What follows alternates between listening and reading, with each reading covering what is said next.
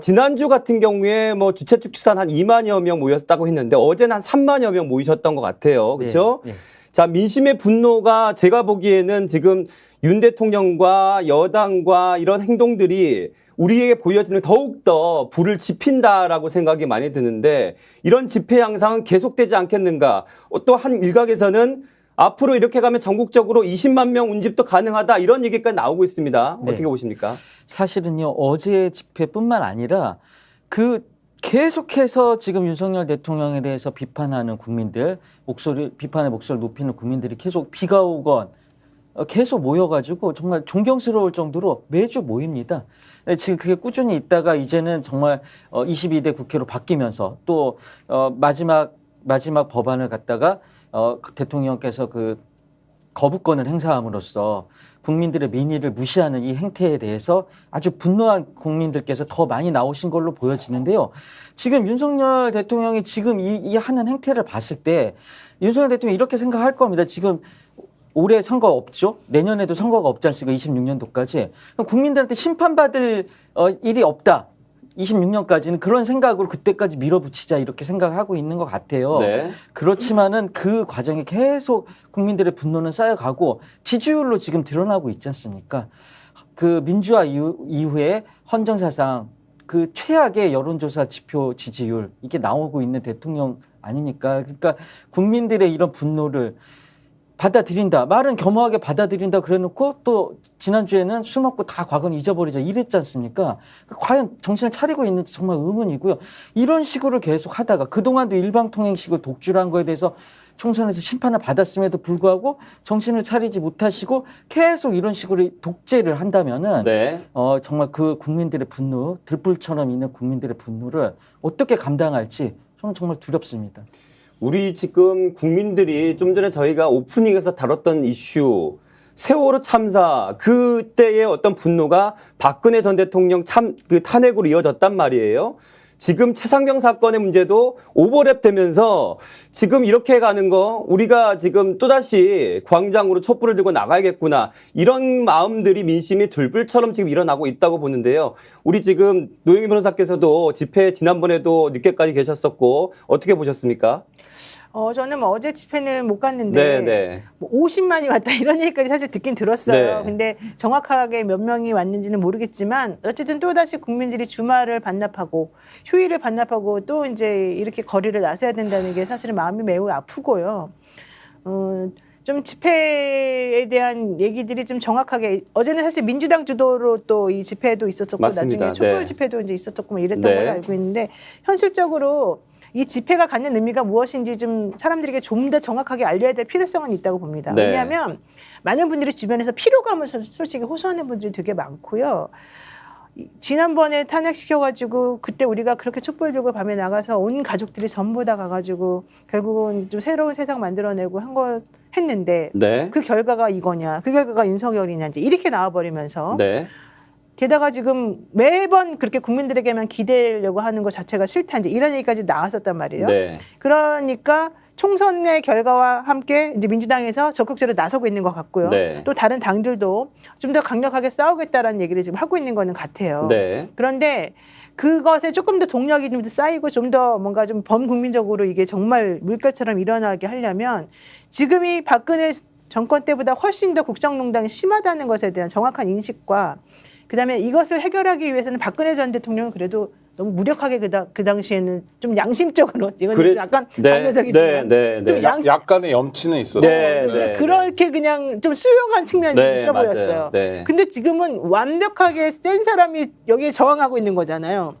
그러면 이 정도로 싸워가지고 안 된다는 인식이 또 한 번 우리들에게 그렇죠. 알려져야 돼요. 네, 그러니까 네. 당에서 막 주도해가지고 그냥 앞에서 약간 떠들고 야, 나 표받아야지 이런 식으로 가짜로 싸워가지고는 아무것도 안 된다는 네, 거가 네. 국민들 마음속에 있고 국민들이 힘들어하고 있으니까 그럼에도 불구하고 같이 광장에 나가야 되고 같이 이걸 해야 된다. 그래서 당신들이 준 표를 우리가 제대로 좀 행사해서 국회의원으로서 뭔가 해보겠다.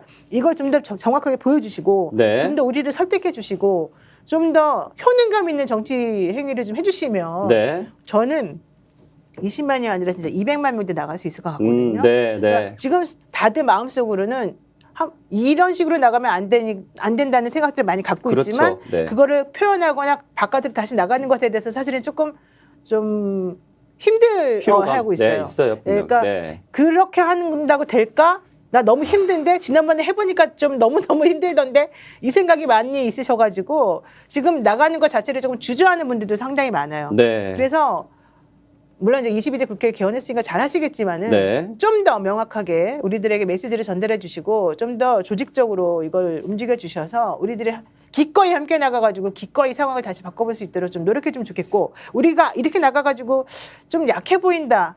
윤석열이 이런 거 가지고 꿈쩍을 할까? 이런 생각을 이런 패배의식을 사실은 안 갖도록 좀 해주면 좋겠다.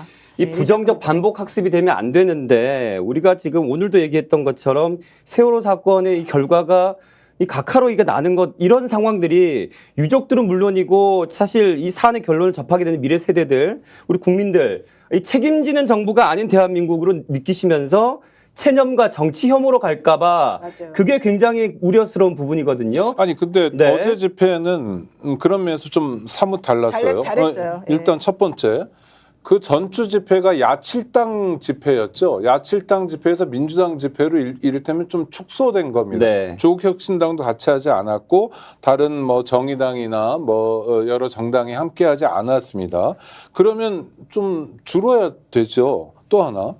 최상병 특검 거부하고 제2결에서도 또 반대표를 던진 국민의힘을 규탄하는 같은 집회의 같은 내용의 집회였어요. 그러니까 좀 일반적으로 보면 좀 줄었어야 되죠. 그러니까 네. 같은 집회를 반복적으로 같은 시간에 했으니까 좀 줄었어야 되고 야칠당보다는 민주당만의 집회니까 좀 줄었어야 되는데 내용은 어땠냐면 거꾸로 늘었습니다. 맞습니다. 그러니까 네, 통상 한 네. 2만 정도였는데 3만으로 늘었다고 그래요. 연인원은 뭐 좀 더 될 수 있겠지만 네. 그러니까 저는 이게 하나의 희망의 씨앗 같습니다. 그러니까 시민들이 그야말로 토요일 쉬어야 되는데 휴일도 반납하고 서울역 앞에 모여서 또 날씨도 좋지 않은데 더워 죽겠는데도 모여서 이야기하고 싶은 것은 네. 우리는 분명히 지금 기억하고 있다.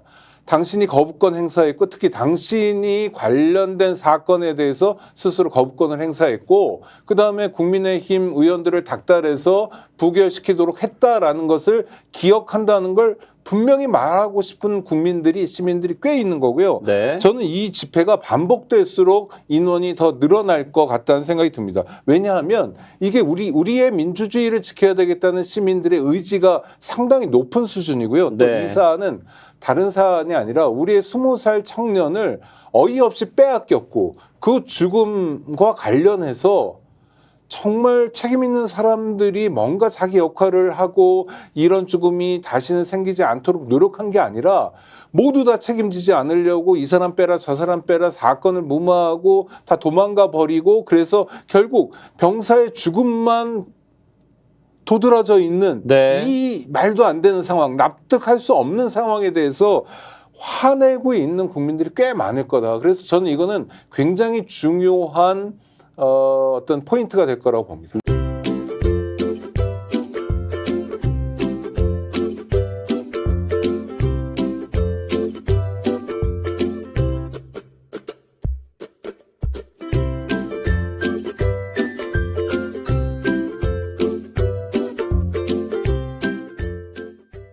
간편한데 맛까지 좋은 다이어트 추천해 드릴게요. 파우치에 우유만 부어 20초간 흔들어 드시면 됩니다.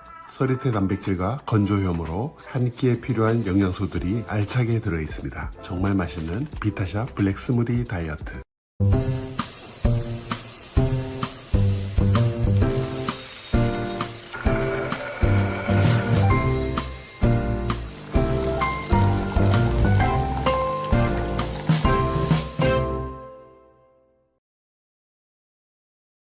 보험에도 점검이 필요합니다.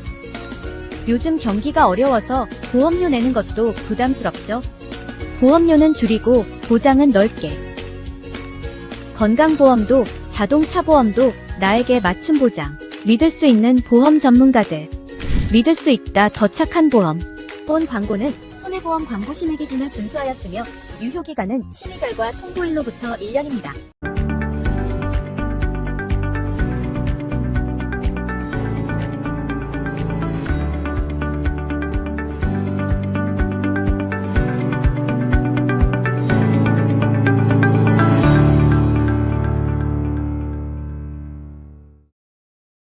스픽스는 말하는 언론입니다. 대세는 유튜브, 그중에서 스픽스.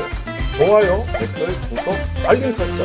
여러분이 저희를 사랑해 주시고 우리가 여러분을 사랑하는 4가지 방법입니다.